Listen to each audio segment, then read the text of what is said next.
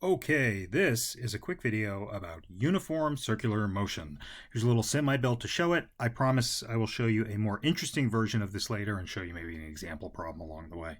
Okay, so what we're trying to understand is uniform circular motion. And what do we mean by that? We mean that in this circumstance, we're not allowed to change the radius or the speed. Does that happen in real life? Sure, but we're going to restrict ourselves to this easier case because honestly, you got to walk before you can run. When we say constant speed, we mean constant linear speed. In other words, our particle is tracing this little green path here. It moves a distance delta x.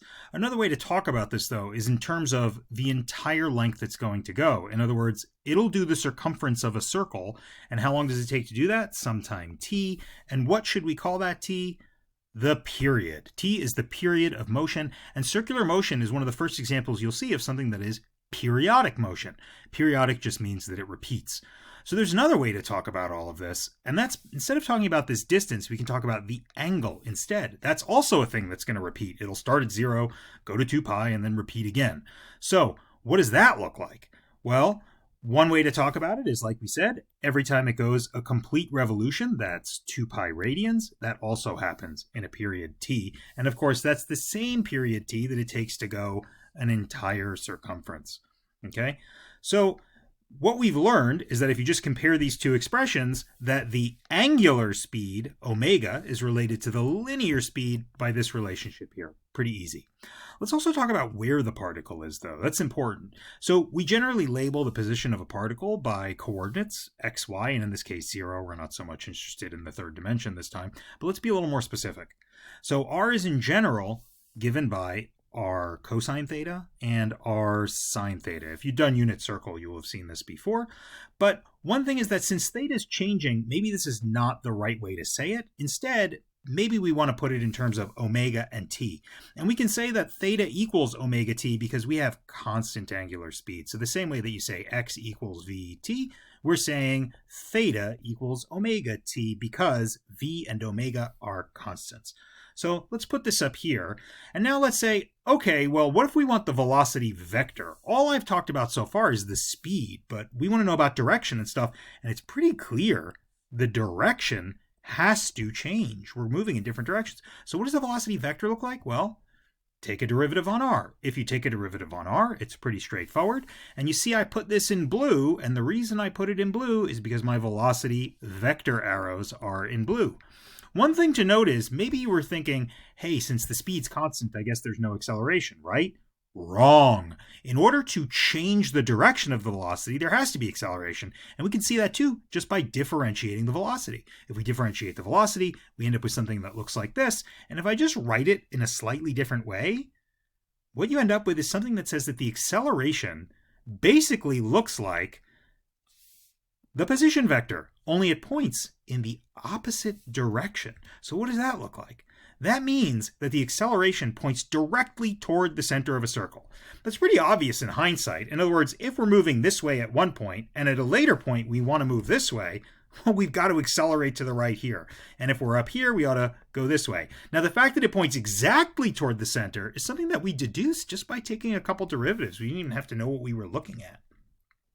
So what does this tell us? This tells us that the magnitude of the acceleration is v squared over r, and holy Toledo, just by naively taking a couple derivatives, we actually derived a formula that most physics textbooks spend a page and a half of geometry doing.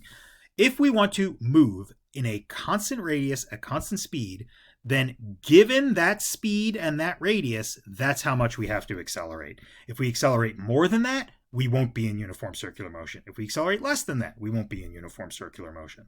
So this is the magic acceleration. It's the Goldilocks acceleration. One way to see that is, look, we change the velocity by following the acceleration vector.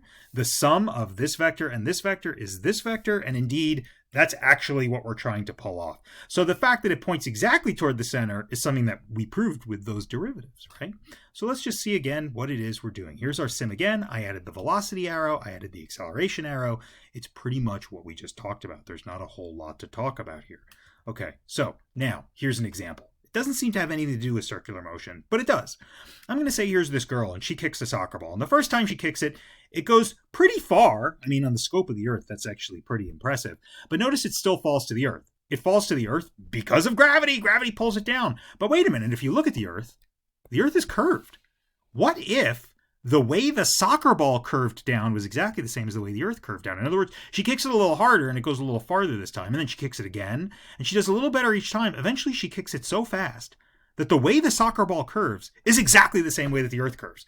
That means that the soccer ball will never come to the Earth. That means that the soccer ball is orbiting the Earth.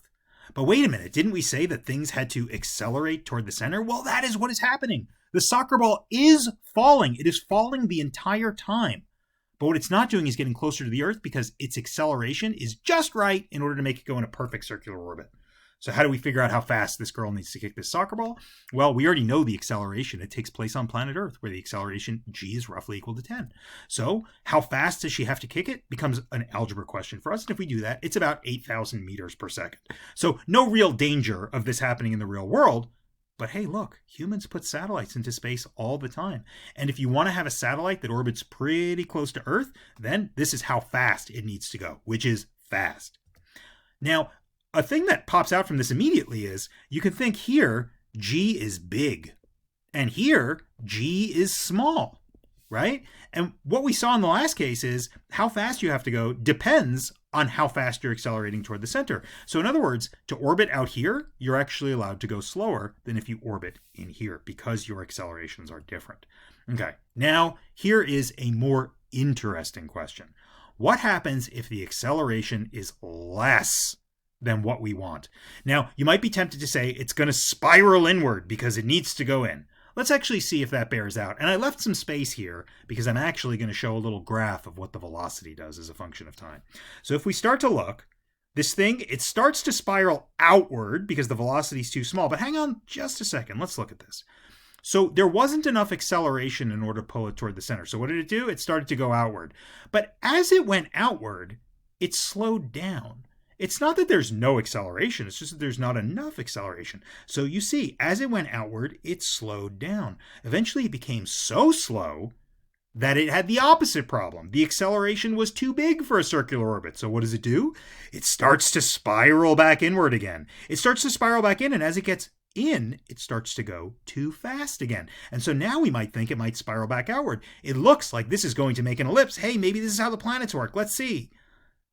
There's a problem here, though. The ellipse doesn't quite meet back up, and if you know anything about the way the planets move, they don't make unique ellipses every year. They make the same ellipse over and over and over again. So there's something very interesting going on here. We have some sort of elliptical motion, but it's not quite as periodic as the planets tend to be. Part of that is because I'm just in this simulation giving a constant acceleration. One neat thing to do, I'll tell you, I just let this sim run a bunch of times and we don't have to watch it do it. I'll just show you the result. This should be interesting to you. If it's not interesting to you, I don't know. Don't be an engineer. Don't be a physicist. Go do something else with your life. But to me, this is beautiful. And the first time I saw this, it really threw me for a loop trying to figure out how it did. I'm not going to ruin the mystery for you. There are several very great explanations that make this not only expected, but obvious. And I'm going to leave it to you to come up with some explanations for why all of these ellipses trace out an inner circle and an outer circle. So that's your puzzle. Hopefully this was more helpful than confusing.